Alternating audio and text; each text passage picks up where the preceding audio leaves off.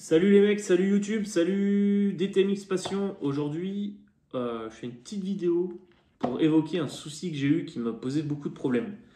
Donc tout le monde connaît ma 175 DTMX qui lève dans tous les sens, tout ça, avec du couple. Maintenant, ça va changer.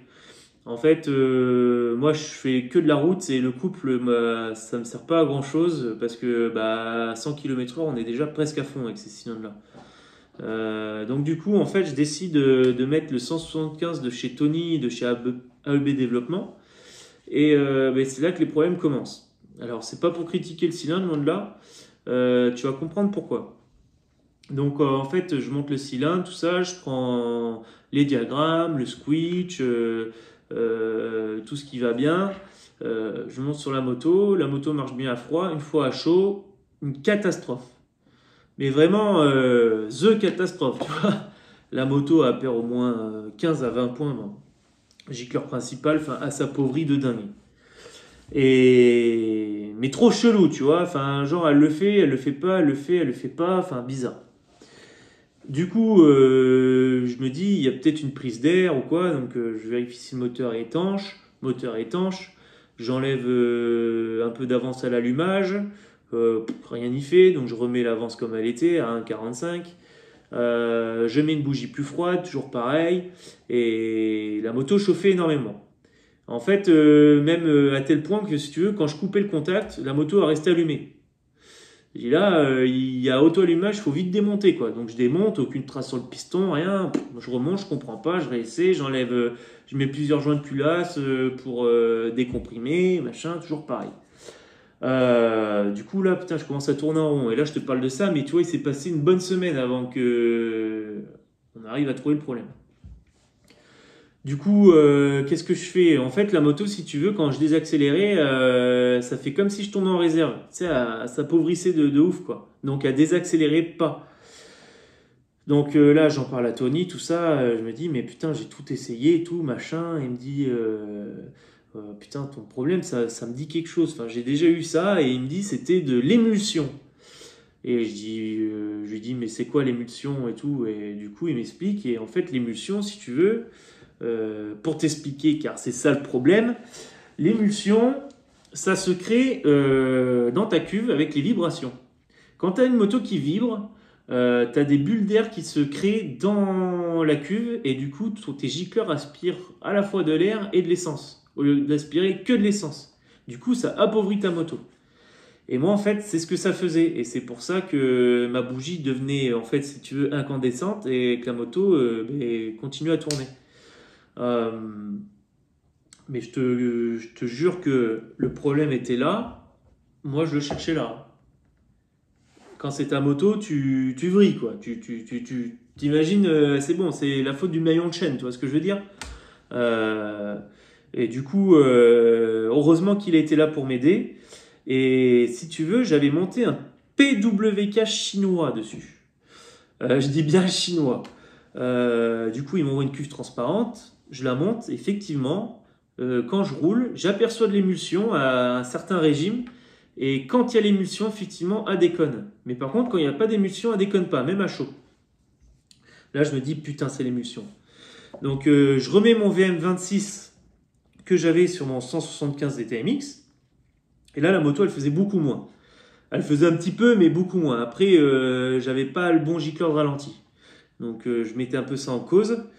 Donc, je recommande un carbu chinois avec un diamètre inférieur à 40, qui faisait d'ailleurs 35, hein, comme celui-ci. Parce que mon carbu de 30, si tu veux, il était en diamètre 40 et ma pipe elle est en 35, donc ça forçait. Donc je me suis dit, le carbu il est trop rigide et il prend toutes les vibrations du moteur.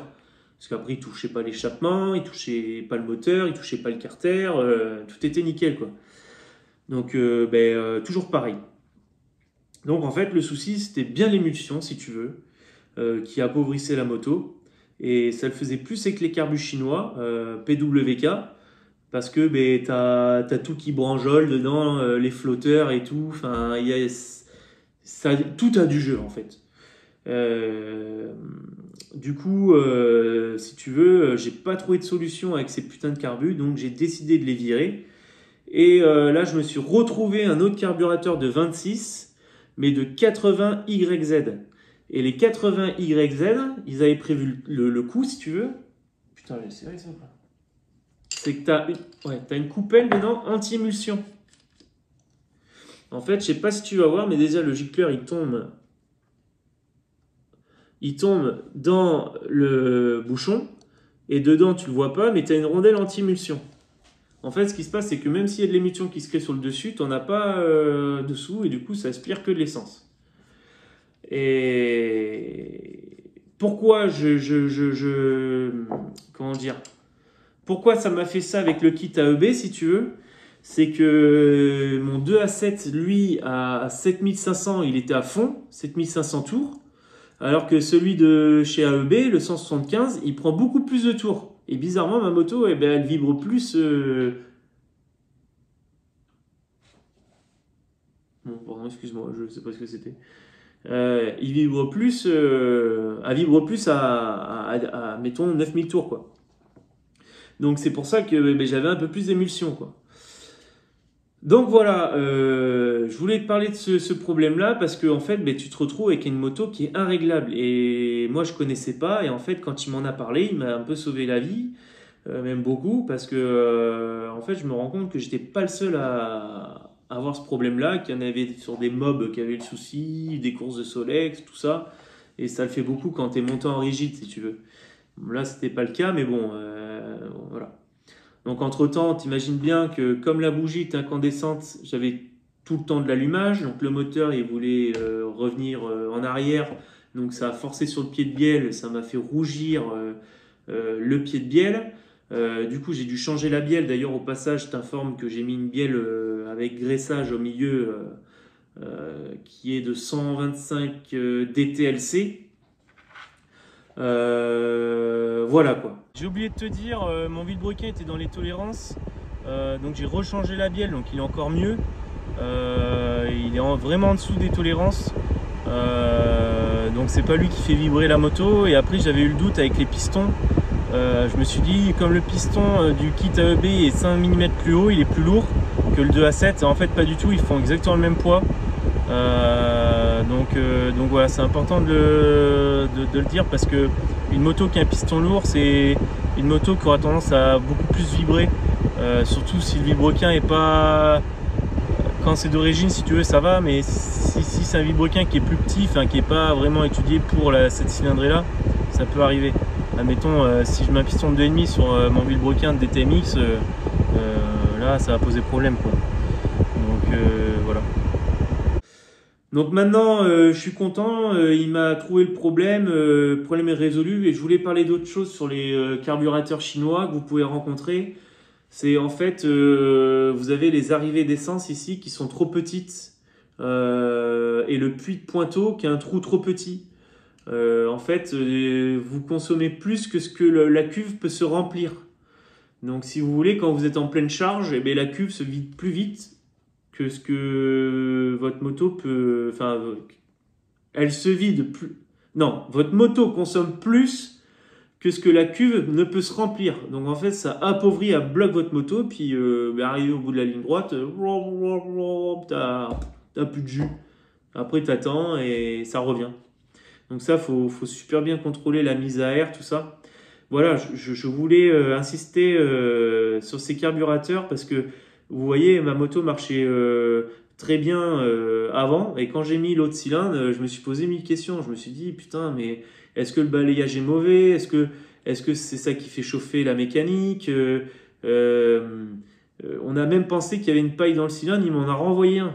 Et c'était toujours pareil. Donc vraiment, on a galéré à trouver le souci. Et puis, ben, étant pas sur place, moi et Tony, moi je suis de Bordeaux, lui il est de Toulouse, on pouvait pas regarder la moto à deux. Mais d'ailleurs, si tu regardes cette petite vidéo, Tony, merci encore à toi de m'avoir aidé. Parce que sinon, j'aurais pas trouvé, parce qu'avec des cuves comme ça, on voit pas ce qui se passe dedans. Donc voilà, j'espère que ça t'aura aidé. Je sais qu'il y en a qui montent des carburateurs chinois et ça marche très bien. Tant mieux pour vous les gars. Moi, ça n'a pas fonctionné et je vous dis, j'en ai 2 dans un carton et je veux pas les utiliser. Acheter chinois, acheter 3 fois. Mais moi j'ai acheté 2 fois et j'ai pas envie d'acheter 3 fois. Des carburateurs d'origine, c'est bien mieux. Après, je dis pas sur des motos qui vibrent pas, ça ne peut pas fonctionner. Ça fonctionne très bien, hein. Il y a des mecs qui montent ça sur des scooters de run, tout ça. Mais voilà, il faut absolument agrandir le passage du conduit d'essence avec le puits, parce que sinon, vous allez avoir des surprises. Voilà, je vais pas m'attarder plus que ça sur le sujet. Je vais te faire une petite vidéo. Attends, je m'en vais pas tout de suite. Je vais te faire une petite vidéo sur le 175 là, parce qu'il commence à bien marcher. Et je suis assez content, ça crache assez bien. Donc là, ça m'en sous peu, je vais te faire une petite vidéo d'un peu de ce que ça donne niveau reprise et allonge. Voilà. Et ben t'as qu'à suivre le reste et puis je te souhaite une bonne fin de journée ou une bonne soirée comme tu veux. Et à plus tard.